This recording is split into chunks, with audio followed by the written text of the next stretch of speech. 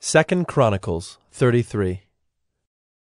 Manasseh was 12 years old when he began to reign, and he reigned 55 years in Jerusalem. And he did what was evil in the sight of the Lord, according to the abominations of the nations whom the Lord drove out before the people of Israel. For he rebuilt the high places that his father Hezekiah had broken down, and he erected altars to the Baals, and made Asherahs, and worshipped all the host of heaven, and served them. And he built altars in the house of the Lord, of which the Lord had said, "In Jerusalem shall my name be forever." And he built altars for all the host of heaven in the two courts of the house of the Lord.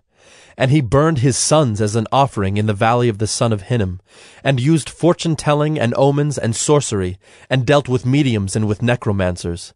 He did much evil in the sight of the Lord, provoking him to anger. And the carved image of the idol that he had made, he set in the house of God, of which God said to David and to Solomon his son, "In this house, and in Jerusalem, which I have chosen out of all the tribes of Israel, I will put my name forever, and I will no more remove the foot of Israel from the land that I appointed for your fathers, if only they will be careful to do all that I have commanded them, all the law, the statutes, and the rules given through Moses."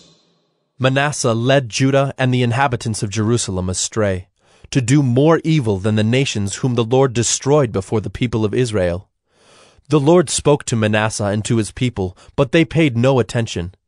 Therefore the Lord brought upon them the commanders of the army of the king of Assyria, who captured Manasseh with hooks, and bound him with chains of bronze, and brought him to Babylon.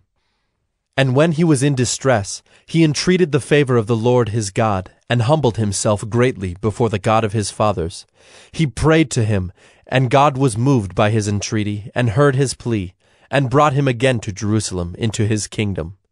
Then Manasseh knew that the Lord was God.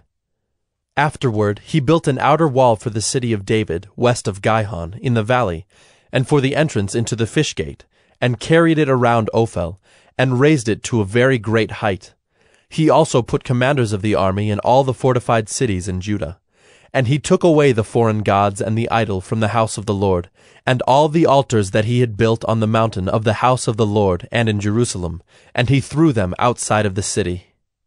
He also restored the altar of the Lord, and offered on it sacrifices of peace offerings and of thanksgiving, and he commanded Judah to serve the Lord, the God of Israel. Nevertheless, the people still sacrificed at the high places, but only to the Lord their God. Now the rest of the acts of Manasseh, and his prayer to his God, and the words of the seers who spoke to him in the name of the Lord, the God of Israel, behold, they are in the Chronicles of the kings of Israel.